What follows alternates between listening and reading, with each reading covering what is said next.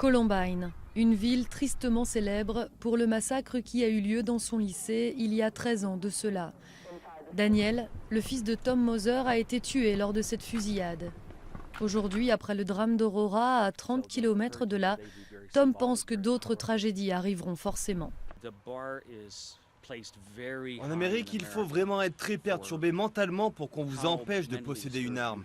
Même si les gens savaient que cet homme était très dérangé, on ne pouvait pas lui retirer son arme.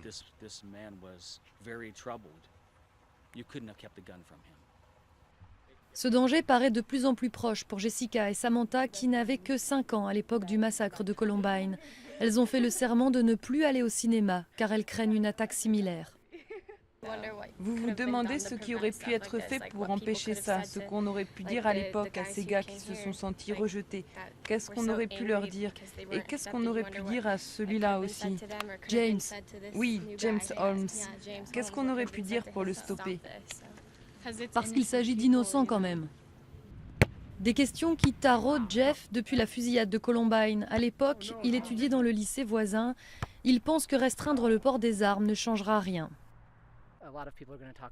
Beaucoup de gens parlent du port d'armes, ils sont pour ou contre. Je ne pense pas que ça change grand-chose, vu le fonctionnement de notre système politique. Il faudrait plutôt mettre l'accent sur la santé mentale. Ces jours-ci, la douleur est très vive pour les familles de Aurora dans le Colorado. Les habitants de Columbine prédisent que la rancœur durera, mais que l'espoir existe aussi. Il y aura un trou dans leur cœur pendant longtemps. Cela prendra du temps pour cicatriser. Peut-être un jour, ils pardonneront. Au travers de leur expérience, les survivants de Columbine offrent leur compassion à Aurora qui a vu 12 victimes succomber à la fusillade.